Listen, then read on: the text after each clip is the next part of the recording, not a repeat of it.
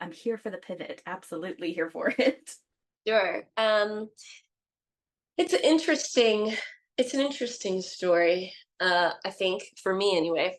Um, it's almost like, honestly, a story of like self avoidance and like self neglect in a way.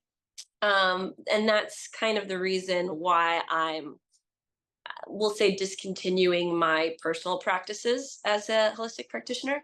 Um, so, but let me like just back up a little bit.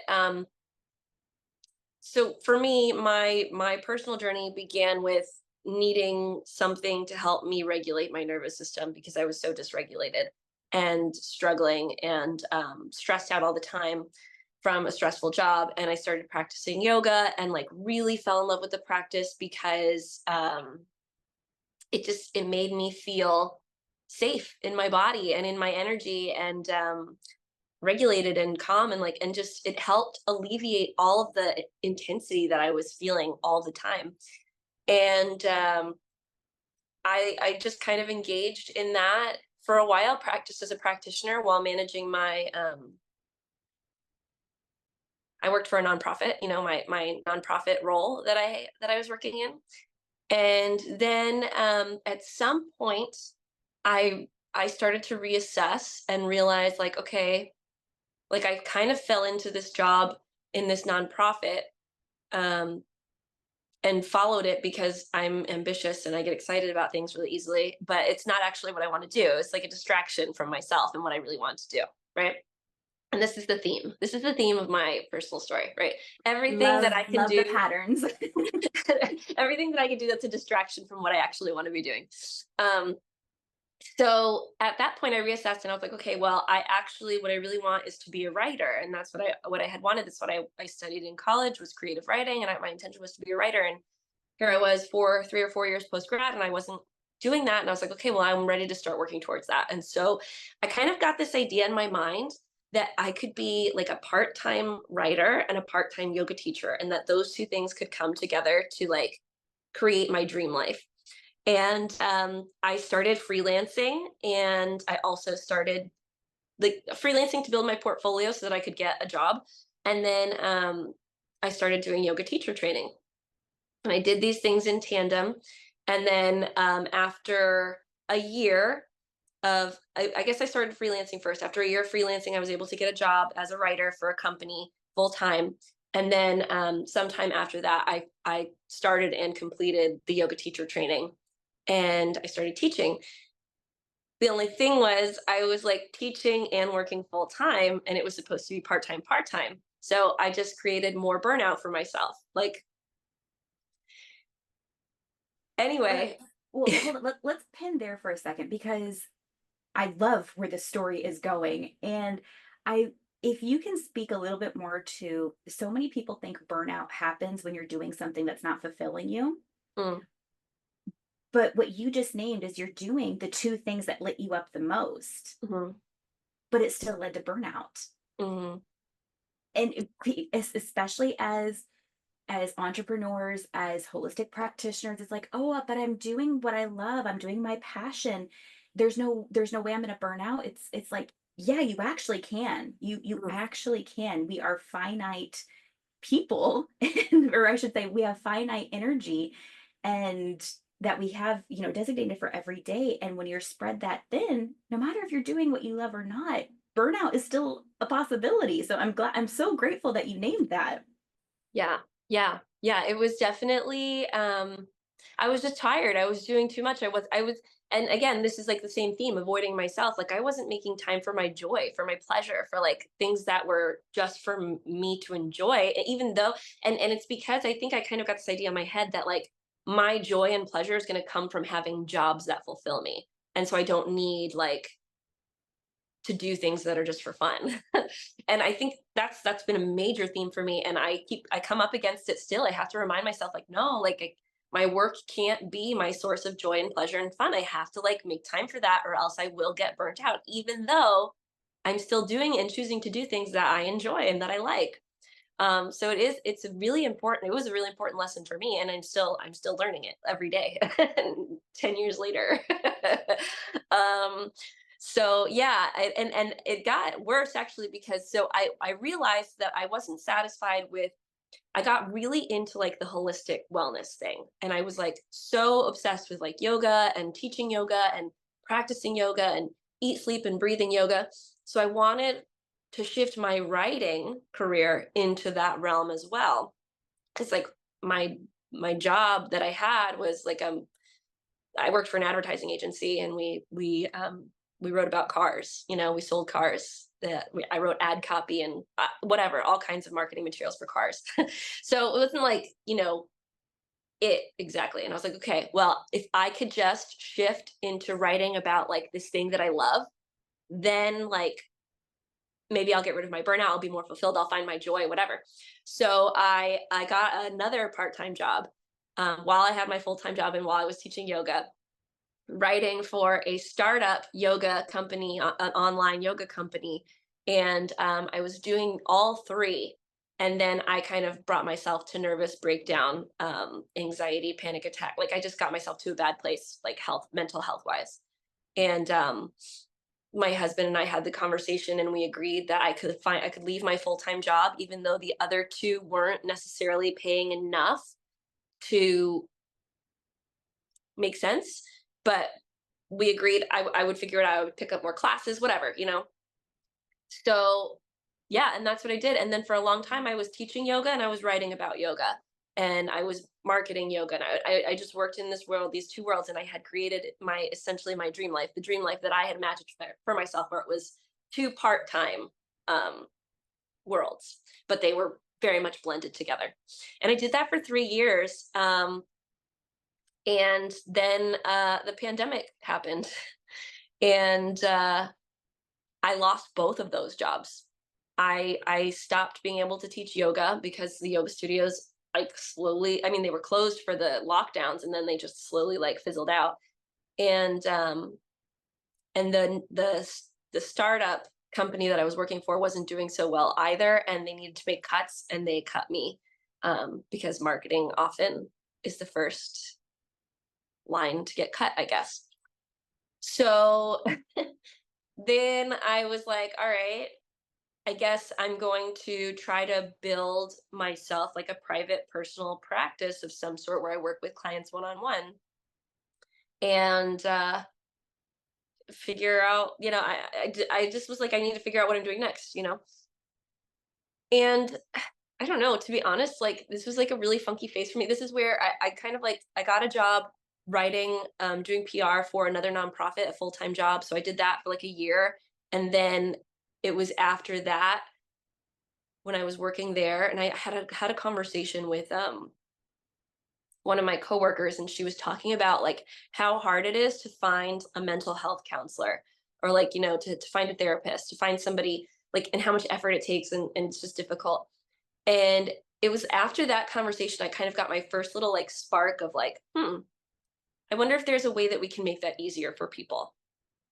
And then I attended a local event that's been happening here for years, Peace Day. And I was there and I got my second little like hit of like kind of inspiration, like, oh, I could do something like this. This would be cool to put on an event like this, right? And like I just had those two separate ideas floating around in my head. They kind of like inspired me. And like, I don't know, couple weeks later, it was a full moon. I remember I was trying to sleep, and I like woke up in the night with just all of this inspiration for a wellness event. Like a wellness event, it's like a day event. It's fun. It's like Peace Day, but it's a place where people specifically come to connect with the types of wellness practitioners and modalities of wellness that they're interested in, curious about, or to learn about things that they've never heard about before. Talk to the practitioners in real life without having to like search online, people that are vetted by me, like, like it just all started coming together. And I started planning my first wellness event. And it launched in, was it the spring of 2022? And I brought together 50 vendors, I believe. Well, it was like between 35 and 45. I think I had 45 signed up, but not all of them showed up, because things happen. And anyway, it was just like a mix of vendors. It was like people who sell products that are like related to wellness, whether it's juices or CBD or like CBD product, like lotions and whatever, tinctures, and people who sold like teas and like homegrown kind of like stuff, handmade stuff, people who sold jewelry and like just, handmade items as well, just to attract people for the shopping aspect. And then we had mental health counselors, we had um, like holistic wellness, like health practitioners. Like one of them, she was a nurse practitioner, and she in her practice is very like intentional about taking an approach that's focused on, let's find the holistic solution first and then turn to medicine second if we need to, or if you need support along the holistic path or whatever. Like that's kind of how her practice works. So it's just people like that. And it was all like, in my mind, I wanted it to be very holistic. Um, the second year that I did the event, I did get like the local hospital system involved, Lee Health, and they did a blood drive and they had a table, and they also got involved, because the idea is it's a place where no matter who you are, whatever type of modality for wellness you need, you're interested in, you're looking for, you're curious about, you can find some bit of it there, and connect with people and have conversations. Um, yeah, and I think part of me, when I first initially was planning it, thought, oh, and this will be a good way to like promote myself and my own businesses too, because I'm still a yoga teacher and I still want to teach yoga. I had also gotten my certification in Ayurveda, my like first basic, I have Ayurvedic lifestyle certification. So I wanted to work with people and help them like find a holistic approach to wellness through Ayurvedic lifestyle guidance and coaching. And then I had also gotten Reiki certified, and I was wanting to do work with people doing Reiki, because Reiki had also really impacted me. So I had gotten these certifications, and I was like, okay, well, I can do this event to promote other people, but I can promote myself as well. Except for when you're putting on an event and you're responsible for all the details and everything, whatever, you just kind of don't make it into that. So that there's that like theme of like leaving myself out again, like that self neglect, that self, um, I don't know. So anyway, but that's fine. I think that what I realized in the process is that I don't necessarily want to be working with people one on one. Like as a yoga teacher, I enjoyed teaching classes. I enjoyed like I think for me, it's really, I do enjoy supporting groups more so than like people one on one. And that's something that I've had to learn over the last however many years it's been now since I've been trying to like do a personal practice, and it's just not been working. It hasn't flowed for me. It hasn't felt right. And so I've realized that I do find the most joy in this type of work when I'm working with groups. I don't know where I'm going anymore. I feel like I'm lost in my story now. So let's. No, I've been so entranced just listening to how just the overarching themes, and just you going on like this journey of self-discovery in what, the past less than 10 years, is that pretty much the Yeah, I synopsis? think it was 2016, so 8 years. Yeah, 2016. Mhm. that's such a huge level of self-reflection that I'm just in such admiration of, like, listening to how you've been able to see certain things about yourselves, about yourself and your strengths and what your preferences. And yes, like you've named, self neglect, or this or that, or burnout. But to have this appreciation for witnessing yourself throughout all the 8 years, I don't think a lot of people have that gift where they can see those themes, and where they can see how there is room for growth, or pivoting, or making these changes. And I deeply admire just the simple, oh, I'm just going to do something else, or oh, I'm going to try this, and hey, you know what, this is what I want. You're not trying to repeat the same thing over and over and over again expecting different results. Mhm. You're seeing what your end goal is, and oh, this is what I want. So I'm going to change this. And oh, I'm seeing what I want here and I'm going to change that. I I see so much of, I'm not complimenting you because I see so much of my story and your story. I'm complimenting you because I have an appreciation for what you're sharing. Mhm. And I think people today view changing minds as a failure, or oh, you didn't make it as a copywriter. It's like, no, I actually did make it as a copywriter. It just wasn't what I wanted. And there's so much beauty in the pivot, not from a place of failure, not from a place of it didn't work, but from a place of I'm a grown woman and it's okay to change my mind. Mhm. Whether it was what I wanted or what I didn't want, I'm allowed to change my mind.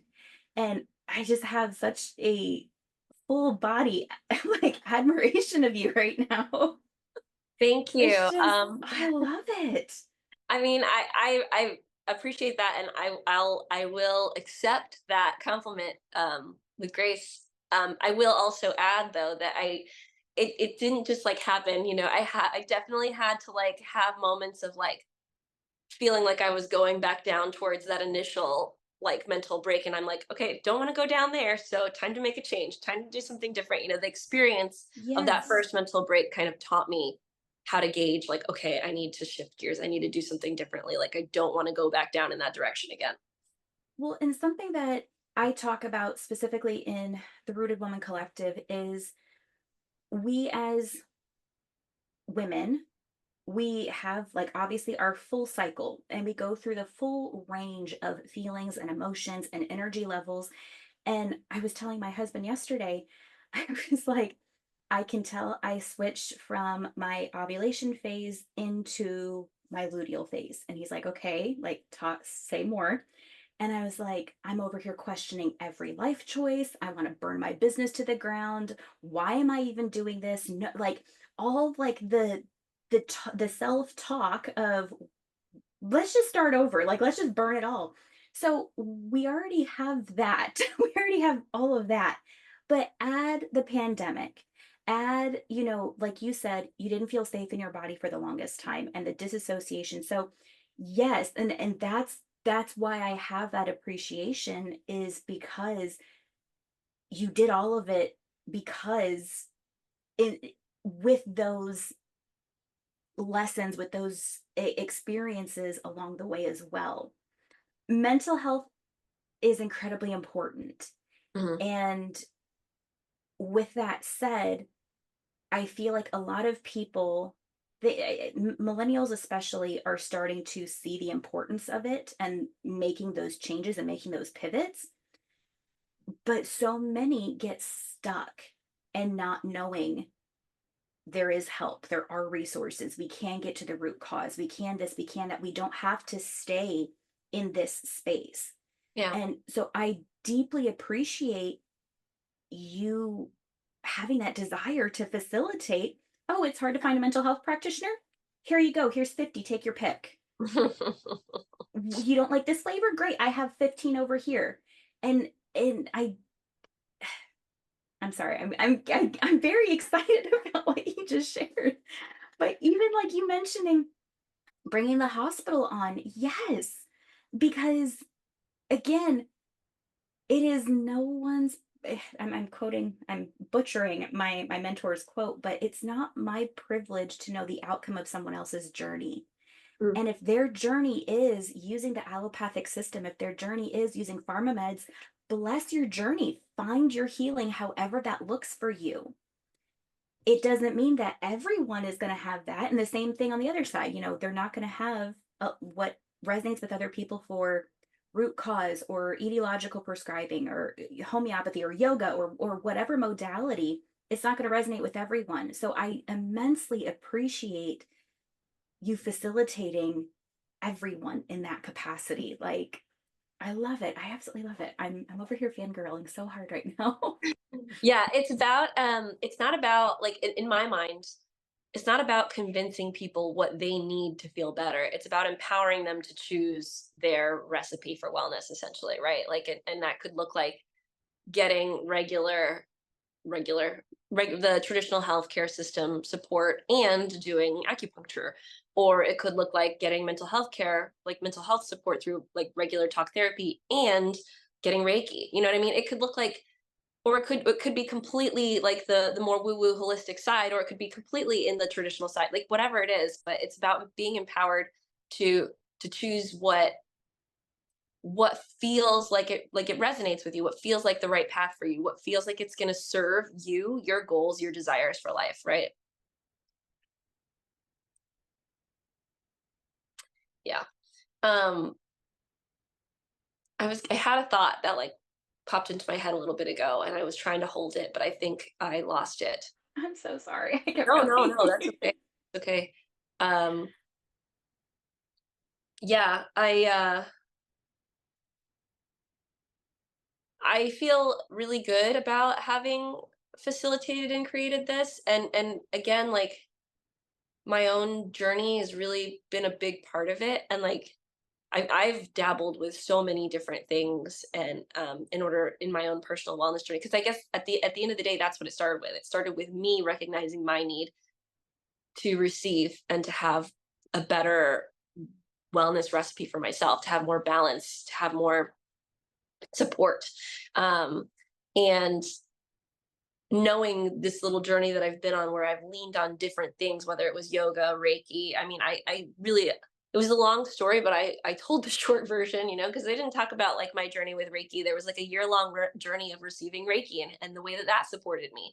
I had a 5-year journey of just mental health counseling, and the way that that supported me and getting me to where I was. And like I have dabbled in so many things and had my own little like certain length of time journeys with those things, that then like progressed me to a new thing to explore, and each thing has like supported, I think, different like layers of my own healing, physically, mentally, emotionally, energetically, and gotten me to a place where I feel not like, oh, I'm fixed or whatever, like not that anything's wrong or that I need to be fixed, but like to a place where I just am aware that I'm better now than I ever was before. And my goal, I think, for myself is every day to feel that way, and to feel like that I'm always going in that direction. And there's always going to be like dips, like some days I might not, some days I might go down, and then I know that those days I maybe need a little bit more support, or a little bit more rest, or a little bit more play, or I need to reassess.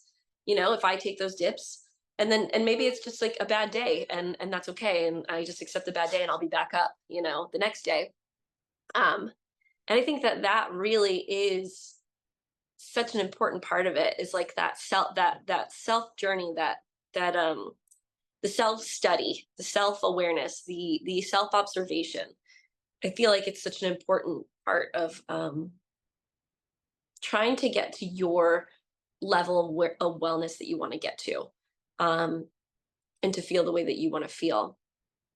And I I feel like, back to this self neglect piece, right?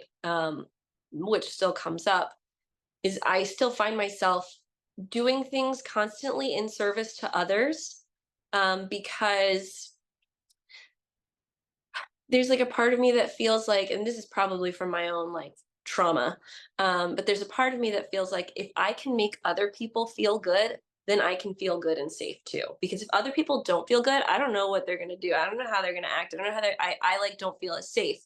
But if I can like do things to help the collective, like groups of people feel good, then I can feel good. And I really learned. I was observing this the other day.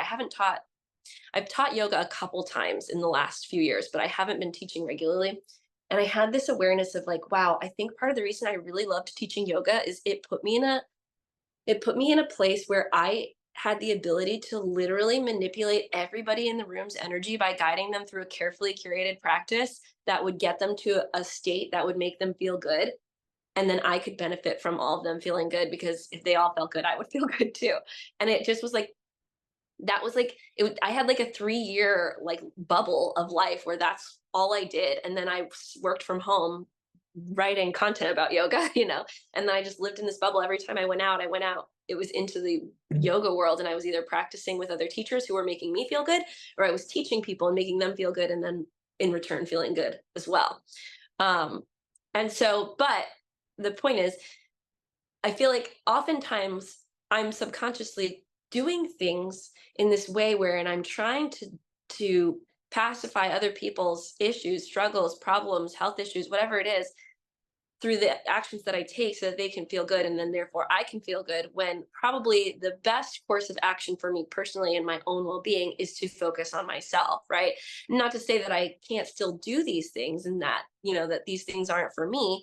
It's just to say that like that if I take care of myself first and make sure that my needs are being met, that I'm making time for play and pleasure, that I'm still engaging in the practices that currently serve me first, and then going out and doing the things that I feel called to do, that I feel curious about, that I feel interested in, then like I'll show up and do them that much better.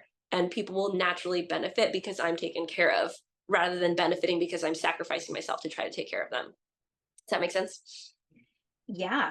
And I think, again, I'm so glad that you named this, because so many women specifically, uh in this space, have the same wound, myself included, in, oh well, if they experience healing, if they this, if they that, then they're happy with it, and I facilitated that, so I feel good with that. And I think that's one thing. I had a last season, I had an episode on it was the wounded birth worker, but it applies to all facilitators, everyone. Of, if we don't take care of, like you said, our own needs, our own wants, our own desires first and foremost, then we're always externally looking for that validation. I mean, there's so many questions that I have, but I'm like, this isn't a client intake. But I'm just like, what's your birth order? What's this? What's that? But I see so much of what you just described in the journey that I went through very similarly 3 years ago. Of, hey, let's look at this over here. Why do we keep repeating this pattern? Why do we keep looking for this? Why do we keep looking for validation in all these other spaces? And like you said, the feel good, dopamine hit after you've been with a family, after you've taught, after you this, after you're that. Why can't we find that in other ways as well? And then having your self-worth tied so much to their outcome. Again, it's not my privilege to know what your outcome is. It's not my privilege to know what choices you make. You are a sovereign individual who has full autonomy over your choices. And that doesn't reflect me as the facilitator. But it absolutely does, because it doesn't feel good if you're not happy. So I'm so grateful again that you witnessed that. And regardless if you have a child that you have birthed from your body or not, you're in your mother phase Mm. of life, and you're creating these beautiful containers and these beautiful spaces.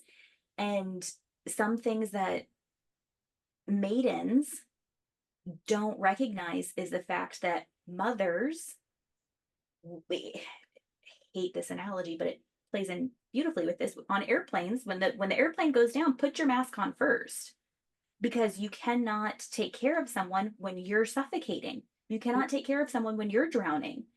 And us as mothers, or in the mother season of life, we absolutely need to be fed first. We need to be nourished first. We need our own, and as cliche as it is, our own cup filled before we can show up and take care of everyone else. Because this is where, again, the mental health stuff comes in. A big part of mental health is based on, hey, when's the last time that you've eaten and you're not rushing and you're actually sitting down and you're not looking at your phone, you're not working at your desk? Let's just start there. When's the last time you've worked outside of fluorescent lights, and just constantly going and constantly just, oh, when's the last time that you've given yourself a rest from just anything? So again, I'm so grateful that you had that insight to share. And that was actually one of the questions that I had is, if you were still teaching in the wellness space right now, and you already noted that. But my next questions for you were, as this is a journey for all of us, what are you finding right now that does bring you joy, or that does fill your cup first, or that nourishes you as you've navigated all these experiences? Yeah. So I very much am coming out of a phase of having given way too much to work and feeling the implications of that. So I'm just now, and I think naturally so, because I just started a new business and we just finished our first year. So it's just like that's just the way that it goes sometimes. Um, so now as I'm realizing like the burnout starting to creep up, I'm like, okay, let me, and actually the universe had to step in because I got two different illnesses in a matter of 3 weeks and I've been forced to rest. So so I have been thinking about this, and I got myself when it was first the pandemic, and I didn't have a job and I was at home a lot. There was like a lot of popularity around this game, this video game called Animal Crossing, and it's like a leisure game, super relaxing. You're just like doing like basic stuff, making your island beautiful, whatever. And I played that a lot during that time. At that time, it was more of an escape than anything else, but I enjoyed it still. So there's there's like I started as I've been sick, pulling that out again and just like playing with it and like, checking on my island and making it beautiful and like, whatever, and just like play making beautiful space, play doing tasks, play, whatever, through this video game. And that's been really great. And I also um I'm a little this embarrasses me a little bit, but when I was a kid, I loved Sailor Moon. It's an anime show. If you don't know what it is, some people do, some people don't. And it was one of my favorite shows. And like, I guess the original company that owned it and like dubbed it sold it, and so you can't find it anywhere or whatever. But recently, it got redubbed and it's now available on Hulu. So while I was sick, I also downloaded Hulu, and I've just been binge watching Sailor Moon, and it has been bringing me so much joy, so much joy, and like bringing me back to being a kid and like reminding me like certain parts of who I am that I almost like forgot because I get so serious about work and I forget these more lighthearted, playful, silly, like parts of myself. And like watching this show that like I loved so much as a kid is helping me remember that. And that feels really, really good. I've also been taking time to do some journaling and like kind of reflecting like what are things that I would want to do for fun that are maybe more active when I'm well again and can move my body more and like feel like going outside or whatever, and just trying to preemptively decide the things that I'm going to do to make sure that I'm filling my cup and giving myself joy. And then also like moving my body physically, exercising, doing things that are going to that are for my physical well-being as well, but also trying to make sure it's balanced, because I think that I do have a tendency to, especially when I'm trying to like take better care of myself, really put a lot of energy and attention into like healthy eating and exercise, and then that becomes like another job that burns me out. So it's about finding balance, really. So I'm trying to balance those things. I think like my priority is going to be first things first. What am I doing today that's going to be fun and for me? And when am I doing it? Like, when am I scheduling that in? Because maybe I can't do it first thing because I have things to do, but maybe I know that I can schedule it in. And at that time, I'm going to do that. Um, and then like, what days during the week do I want to focus and try to do a workout and like make sure that I'm moving my body and like taking care of myself physically. And then like, making sure that I know what I feel like for me, like food is really, really important to my well-being. If everybody, this is silly. Everybody needs to eat. But like I get like if I No, no, I get what you're saying. Like, you recognize the importance that it has for you specifically. Yes, we all have to eat, but we all eat very differently. So I appreciate what you're saying. yeah, yeah. And so like it's like if I let myself get too hungry, I start to like fail mentally. Like I just like can't think, I get cranky, whatever. So I need to make sure that I have food ready for me when I need to eat. But also if I eat the wrong things, I get stomach problems. So I have to make sure that I'm eating the right things and like monitoring and checking. So it becomes a job too, in a sense. So how can I like be prepared so that I don't have to think about it as much? Or how can I find like a routine that works? Like, I start my day with like a protein shake every day because I don't have to think about it. And I know that it feels good in my body and I know that it's going to nourish me, and then like I don't have to worry about it. So yeah, now I'm on a tangent, I feel like. Um No, I was just those are gonna the things say, that who I'm would doing. have thought that we all would just grow up to be real life Tamagotchis of like, okay, I have to feed it now. Okay, Mhm, this gives mhm, it tummy problems. Okay, mhm, let's make sure it's sleeping. Like, yeah, it is a full time, but I think this is the difference though, is between just doing like on default, doing like, oh, it's noon, I should eat, versus like the intentional. I know what upsets my stomach. I know I need protein first thing in the morning. I know this is something that I don't have to mentally put like the perfect example, what was it, like top CEOs, Zuckerberg, I forgot his name, Steve Jobs, they mm, all wore the same thing every day because it took something off their plate. They didn't have to sit there and put intention, or they didn't have to put thought or their decision makings into simple things like, what am I wearing today? yeah. So it's, I again, I love the fact that you're naming all of these things of, and the now I'm going off on a tangent.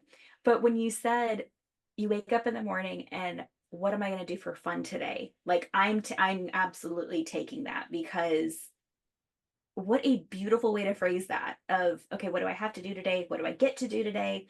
No, what am I doing for fun today? And when am I going to make time for that? Mhm. Ugh, absolutely love that. Yeah, yeah, I feel like it's really important for me. And again, like I said, I have to remember, I have to be reminded, because I forget sometimes. I will get caught up in my work. I am very focused, driven, passionate about work. And then sometimes I do find joy in my work, but then like I'll start to expect that. I'll start to expect like, oh, it's going to be joyful every time, and it's not. And then I start to get the burnout, and then it's like, okay, got to reassess, refigure things out. Um, I'll also add another thing that I'm doing for me, um, and in trying to not neglect myself, is pursuing, like, you know, I don't know if everybody has this, but there's like a dream that you have that you convince yourself that you don't really want, that you don't really like, it's not real, like you could never have it, so you just don't even pursue it. And I have this, and it's been, I've had it my whole, as long as I can remember, and I've come to it and then left it, and then come to it and then left it, and then come to it and then left it, because each time I just convince myself like, no, I'm not good enough, this is not right, imposter syndrome, whatever. So I am pursuing this big dream of mine that I've had, to write novels, that's the kind of writer that I want to be. And I think that I convinced myself a long time ago that I would be happy with any kind of writing because I just love writing. And I've learned through my years that no, I want to write stories that come from my heart and that come from my experience and that come from the people I interact with and that inspire people in these things, in these areas that interest me. And I actually just finished writing my first, well, actually it's technically my second novel. I wrote a novel when I was 20, and it lives on my shelf. But I, didn't do anything with it. So anyway, I just finished writing my second novel. I'm super excited about it. I have two test readers who one of them just finished reading it, and I have another one who's going to start reading it soon. And I'm like super serious about not neglecting this part of myself and not like letting this part of myself get left behind, and giving it a chance to pursue this dream, giving myself the chance to pursue this dream and see where it goes. And if it doesn't go anywhere, that's okay, because at least I tried, and I also have gotten so much joy out of the process as well, and fulfillment, like just through the process of writing and like sharing it. And like I've had to face a lot of fears. Like I when my first friend was reading it, I would have moments of like embarrassment and be like, "Oh God, like someone's reading something that I wrote." Like, um, but anyway, so that's another thing, and it's technically work, but it's so much deeper than that too. At the same time, Congratulations. Like, first and foremost, that's amazing. thank you. I Oh my gosh. I'm I working on being able to talk about it. Like, normally I would Yes. it's not something that I would just, like, bring up as part of what I do, like, it's, like, my secret hobby.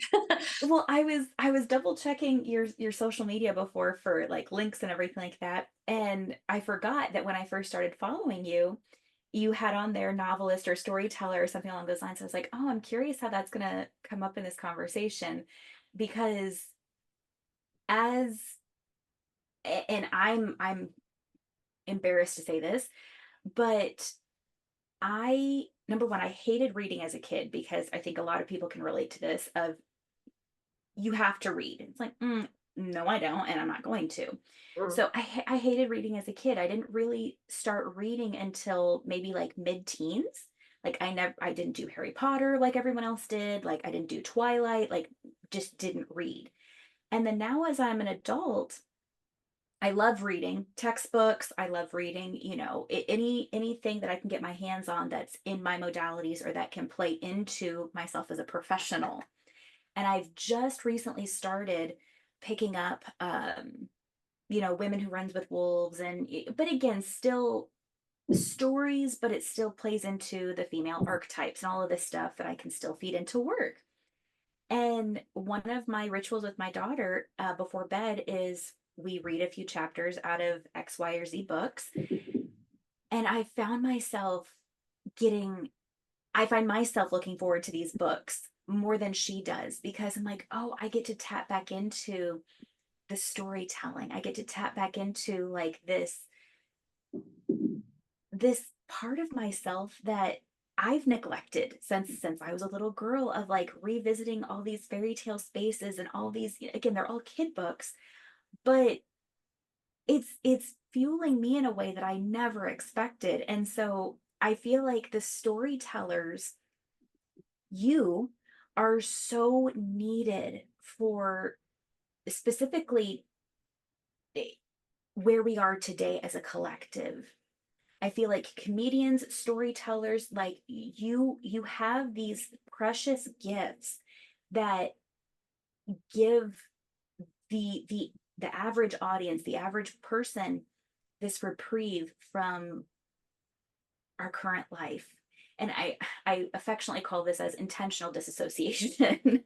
if my husband and I find ourselves like we're overwhelmed or like, one of us is quiet and we're on our phones, it's like, what you doing? It's like I chose to intentionally dissociate for 10 minutes. I'm like, bless you on your journey. Like I will take the kids and you just do you. But I feel like it's such a gift to be able to transport people. And I'm so, so happy that you are giving that to yourself and giving the opportunity to see that flourish and grow. And New York best time seller or it's on your shelf and doesn't make it off the shelf, you're still a novelist. Like, bless you in that decision to pursue that. Oh my gosh. Like, I'm so happy to hear that for you. thanks. Thank you. Yeah, yeah, it's been a journey, man. It really has, like, and I also have noticed too, like, when I'm not burning myself out, the creative inspiration comes, and then I feel inspired to write, and and even so, like, I have to manage too because it's work, even though it's fun and I almost sometimes feel like I'm just channeling what I'm writing and then filtering it through my own lens and like my own skill level or whatever. Um, and it comes somewhat easily in that sense. But it's still effort, it's still time, it's still taking away time. It's still time that I have to manage between like, okay, well, I have this much time to write because I have to go to work and do this at this time and whatever. And then also, am I still making time for my joy and pleasure and play, even when I'm making time to write? Because sometimes I might tell myself like, oh well, I wrote today, so that was for my joy and pleasure and play. No, no, it wasn't. That was me pursuing my dream and my goal and my passion and like my career. But it's not. I don't get my joy out of my job. I have to get my joy out of my playtime and the intentional things that I do that are just for me and that are not for anybody else. So I have a million questions, but I'm gonna without, poking and prodding too much at your creation, at your baby. Mhm. Can you at least share what genre it is? Yes, it is. It's like a blend of romance and magical realism. And my intention, as right now, currently as a writer, is to write stories that speak to like these experiences that I've had. This personal growth. I want to write things that feel like, I don't know if you've ever read anything by Paulo Coelho, who wrote The Alchemist. His novels are very focused on like spiritual growth and like understanding and like wisdom and like developing and gaining wisdom and stuff like that. And I love many of his work, many of his pieces because of that. And I want what I write to be infused with that, but I also want it to be playful and fun and magical and like help people connect with that like inner child part of themselves while also being connected to the adult part of themselves, or how can we bring those two together um, to create a complete person, because I think that we when we're children we're naturally we're missing the adult part of ourselves because we haven't gotten there, and then we get to the adult part of ourselves and we leave that child part of ourselves behind. But I feel like we're always supposed to carry that with us, and that's what makes us complete, is when we have those two sides of ourselves. And in my own personal journey, I know it's been a lot about like trying to reconnect with that side of myself, because I'm happiest when I am connected to those natural aspects of who I am and who I was as a kid and how I still am those things, but I forget because I'm so serious and so focused and so like determined to make sure that I'm doing what I need to do in life. And so this story is very much about that as well as other things. It's a theme, at least. And I feel like a lot of the things that I write might kind of be about that too. I freaking love it. Yeah. Is is your intention to make it into a series or just one-off novels? So I just have a lot in my head. Like, so the creativity has been like so strong. So like I do have, with this particular novel, in mind that it would be like an umbrella title, like an umbrella category, kind of like Twilight, right? Like Twilight, whatever the books are titled, or Harry Potter and whatever. Um, so like it's kind of like an umbrella novel, umbrella series with different like novels, but it wouldn't be following the same character every time. It would be different characters that each of them are exploring, I think, following a passion or healing a wound, or you know doing something, but while also being connected to some level of magic, or what I view as what magic is. And so that it's all going to be they're all going to be, yeah, like that. Okay. Just different What awesome if heroine characters who are witchy and powerful and magical, but they're still struggling and they have to figure out how to like I was gonna say, if you need any other test readers, hi. Oh my gosh, this sounds so incredible. Oh my gosh, I cannot wait Oh, for that to be published because oh my gosh, I'm so excited. thanks.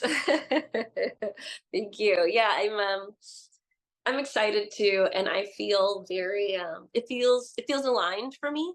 And it feels like, even yeah, I feel myself. I don't I always like try to like tamp down my excitement by saying, even if it doesn't like get published or whatever. Like I find myself saying that stuff a lot because I try to like not like get too ahead of myself. But it does feel very aligned and I feel very excited about it. And sharing it is the hardest part because it does feel so vulnerable and scary. But like that's currently the part that I'm working through. I've shared it with two very trusted people, and I do hope to share it with more first time readers, like early readers as well, so that I can continue to make sure that it's where it needs to be to pursue the next steps. So I'm so this has been a journey. Oh my gosh. I said it was, didn't I? Well, no, I'm saying like in the past hour, I'm like, we've gone from corporate burnout, nonprofits to magical, witchy novel writing. Like, oh my gosh.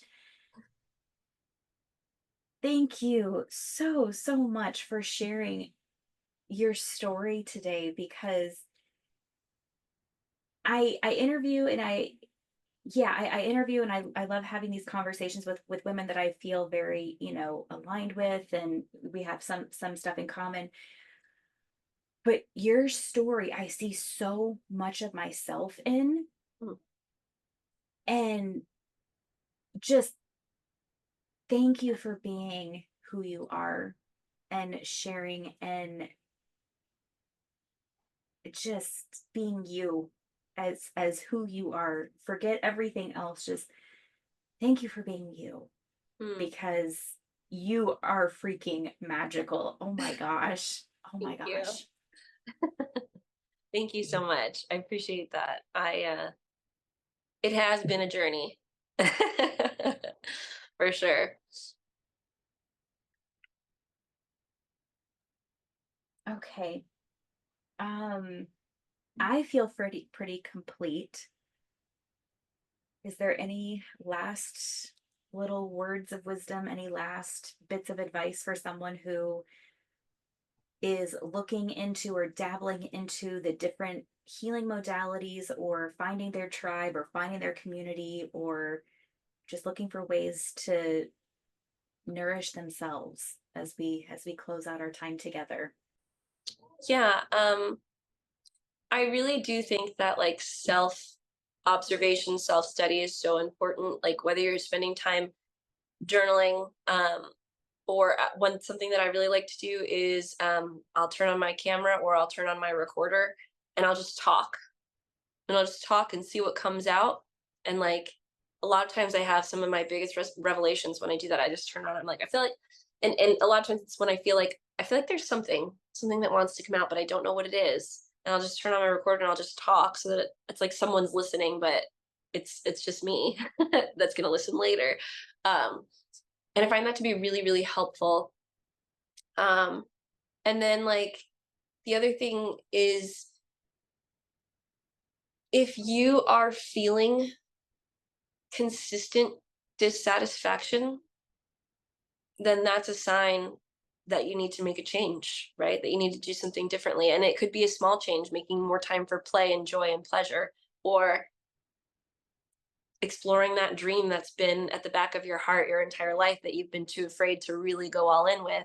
And like going all in doesn't necessarily have to mean quitting your job and like, whatever. But like if you're feeling if you're feeling a sense of dissatisfaction that is continually following you and that doesn't seem to be going away, or maybe it's here sometimes and then you're like forget about it and you're fine or whatever. I just think that it's worth exploring, digging into, and considering what you feel you're missing from your life that would help alleviate that. That's the best I got. Thank you so, so much for that share. Mm, Again, I'm taking so much from this conversation of just thank you. Thank you. yeah, Thank you. thank you. I appreciate you wanting to chat with me. I was nervous. I didn't know what I was going to talk about because, like I said at the beginning, like I don't feel like I'm really a holistic practitioner anymore, even though like I know my work is still very rooted in Yeah. facilitating wellness for people. So, Yeah. No, this is probably one of my favorite times that I've had on this podcast. So thank aw, you for embracing thanks. it. Yes, thank you, thank you.